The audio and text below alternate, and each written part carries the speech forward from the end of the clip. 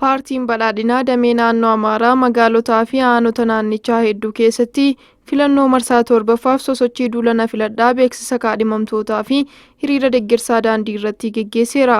Haaluma kanaan bulchiinsi aanaa Dawwaa Caffaa sadarkaa gandaatti filannoo biyyaalessaa torbaffaa ilaalchisee duulana filadhaa mallattoo paartichaa fi kaadhimamtoota dorgomtoota uummataaf beeksiseera. Akkasumas bulchiinsa sablammii hawwii magaalaa Injibaaraatti hiriira deeggarsaa kana irratti milkaa'ina paartichaan galmaa'an kan agarsiisanii fi amanamummaa paartichaaf qaban kan calaqqisiisan ergaawwan adda addaa dhiyaataniiru. Haaluma wal fakkaatuun bulchiinsa magaalaa Dabra Taaboritti waajjirri paartii badhaadhinaa mallattoo dorgommii filannoo fi wal barsiisuu kaadhimamtoota paartichaa bakka hooggantootaa fi miseensonni paartichaa argamanitti hiriira daandii irraa adeemsisaniiru.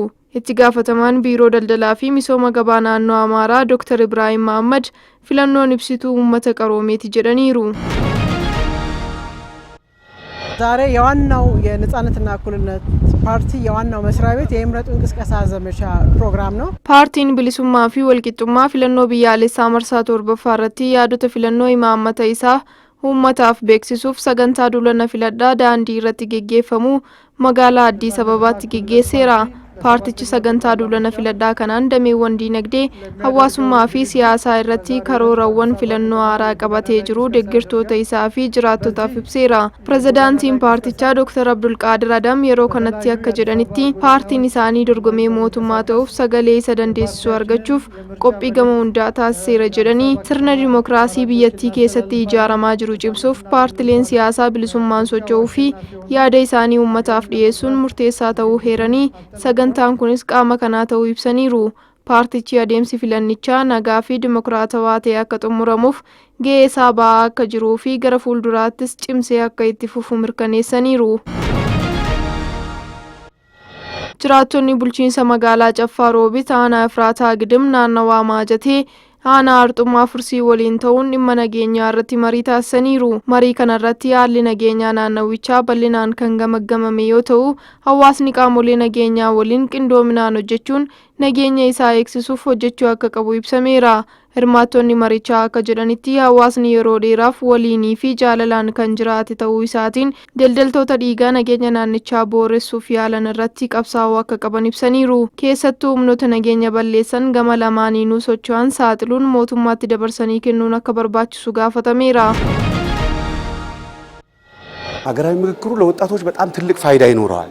የሀገራዊ ምክክር ኮሚሽኑ ቅድም እንዳልኩሽ በሀገራችን ለዘመናት የነበሩ ቁርሾችን እና በተወሰነ መልኩ የነበሩ አለመግባባቶችን በመሰረታዊነት ሊፈቱ የሚችሉ Mariin biyyaalessa Itoophiyaa abdii dhaloota booruu kan murteessu waltajjii marii murteessaa ta'uu isaa itti gaafatamtoonni biiroo dargaggootaa fi ispoortii naannolee ibsan. Itoophiyaa keessatti garaagarummaa yaadaa waggoota dheeraaf turan mariidhaan furuun dhaloota olaantummaa yaadaatti amanu uumuuf mariin biyyaalessaa boqonnaa haaraa jalqabeera. Naannolee hunda keessatti bulchiinsa magaalotaa lameenii fi kutaalee hawaasaa ala jiraatan keessatti hojiin ajandaa walitti qabuu fi hirmaattota adda baasuu milkiin xumurameera. Komishiniin marii biyyaalessa Itoophiyaa adeemsa ajandaa walitti qabuu fi hirmaattota adda baasuu xumuruu isaa hordofee yaa'ii marii biyyaalessaa guddaa gaggeessuuf qophii xumuraa irratti argama.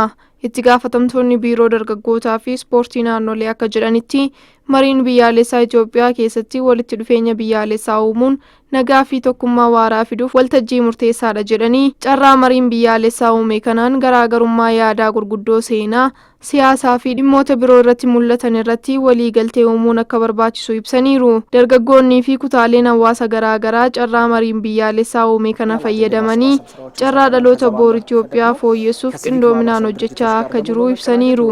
Mariin biyyaalessa Itoophiyaa abdii dhaloota booruu kan murteessu waltajjii murteessaadha jedhanii dhaloonni ammaa walitti bu'iinsaa fi yaada adda addaa dhiisanii marii biyyaalessaa irratti yaada furmaataa fiduu danda'uun hirmaannaa adda durummaa akka taasisan dhaamaniiru. ወጣቶቻችን ግንባር ቀደም ሆነው መሳተፍ አለባቸው። እንደ ክልላችንም የክልላችን ወጣቶች በዚህ ላይ ተሳትፎ እንዲያደርጉ ከምክክር ኮሚሽን ጋር እየተሰራ ይገኛል። Bulchiinsi magaalaa Baahir Daar lakkoofsa daawwattoota biyya keessaa fi alaa dabaluun akkasumas yeroo turtii isaanii dheeressuun galii damee turizimii irraa argamu guddisuuf hojiiwwan bal'aan hojjetamaa jiraachuu qajeelchi aadaa turizimii fi ispoortii bulchiinsa magaalaa Bahar Dar beeksiseera.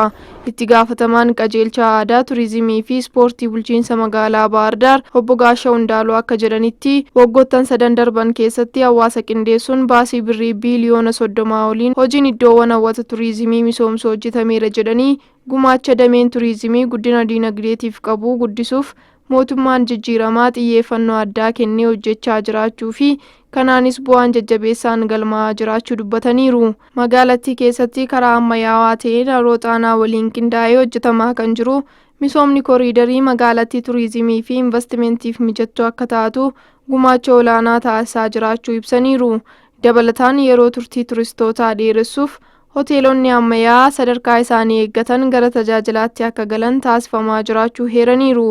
Baatiiwwan salgan darban qofatti turistoonni biyya keessaa 313,239 ta'an turistoonni biyya alaa 5,861 ta'an magaalattii daawwachuu isaanii fi kanaanis galii birrii miiliyoona 200 fi miiliyoona 85 ol argamuu heeraniiru. Fuuldurattis gumaacha dameen turizimii guddina diinagdeetiif qabu guddisuuf iddoowwan hawwata turizimii misoomsuu fi beeksisuun cimee akka itti fufu beeksisaniiru. ዓለም አቀፍ ደረጃውን የጠበቀ ተወዳዳሪነት እንዲኖራት ከጊዜ ወደ ጊዜ በከፍተኛ የልማት እንቅስቃሴ ላይ ነች።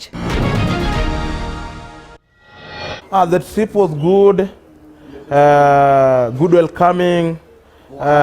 People of Addis are showing us love. Hospitality is good. Dhiibbaa'umtoonni miidiyaa hawaasummaa irratti hojjetan turtii Itoophiyaa keessatti taasisaniin seenaa qaroominaa fi mala guddina magaalota ishee ijaan arguun isaanii akka isaan dinqisiise ibsan. Waltajjiin dhiibbaa'umtoota miidiyaa hawaasaa Afrikaa 2026 jalqabaa magaalaa Addis Ababaatti geggeeffameera.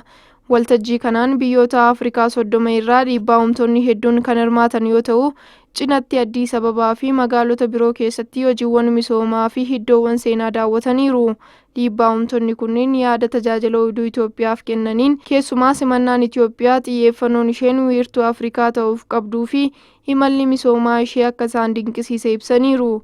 Seenaa qaroominaa fi guddina Itoophiyaa kan duraan dhaga'aa turre hamma ijaan arguu keenyatti baay'ee gammanneerra jedhanii carraa arganne hundatti fayyadamnee waa'ee gaarummaa Itoophiyaa ragaa ba'uun namoonni akka daawwataniif ambaasaaddara ta'anii hojjenna jedhaniiru. Country amazing, many seats to I see many seats. It's my first time and I love Addis Ababa.